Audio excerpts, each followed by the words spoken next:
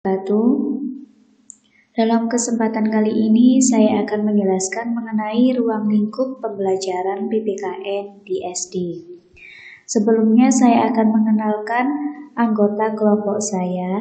Yang pertama Aliatul Firdaus, yang kedua dia Lailatul Muawanah, yang ketiga Mailatul Haula.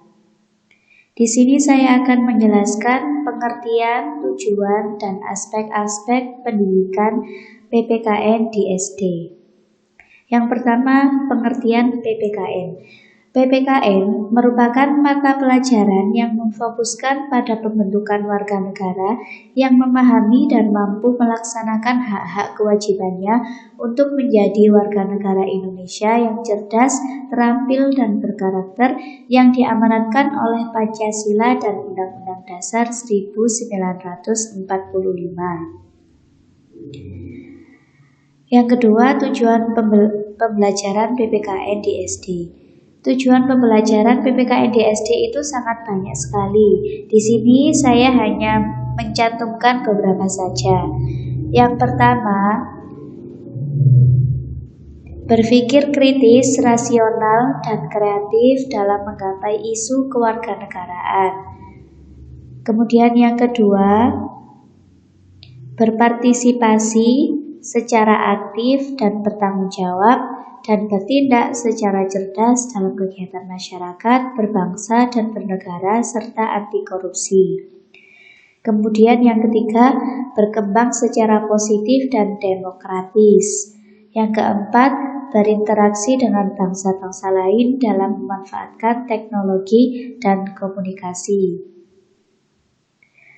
Kemudian, menggugah kesadaran anak didik sebagai warga negara dan warga masyarakat Indonesia untuk selalu mempertahankan dan melestarikan nilai-nilai moral Pancasila tanpa menutup kemungkinan bagi diakomodasikannya nilai-nilai lain dari luar yang sesuai dan tidak bertentangan dengan nilai-nilai moral Pancasila, terutama dalam menghadapi arus globalisasi dan dalam rangka kompetensi dalam pasar bebas dunia.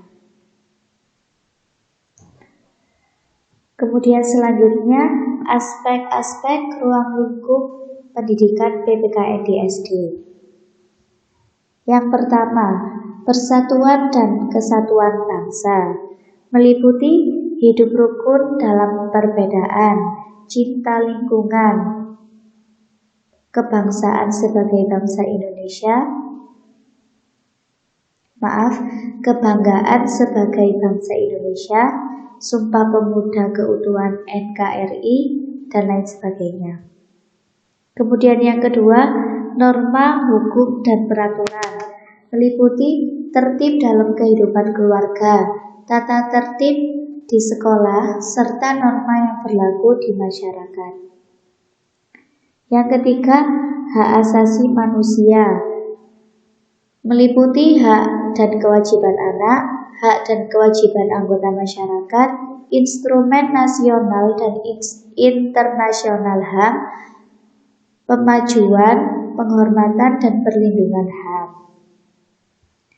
Yang keempat, kebutuhan warga negara, meliputi gotong royong, harga diri sebagai masyarakat, kebebasan berorganisasi, kemerdekaan mengeluarkan pendapat, menghargai keputusan bersama, prestasi diri, persamaan kedudukan warga negara.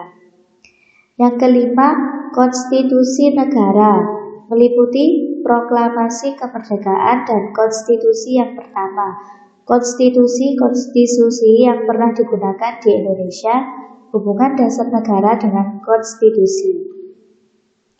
Yang keenam, kekuasaan dan politik, meliputi pemerintahan desa dan kecamatan, pemerintah desa dan otonomi, pemerintah pusat, demokrasi dan sistem politik, budaya demokrasi menuju masyarakat madani, sistem pemerintahan, pers dalam masyarakat demokrasi.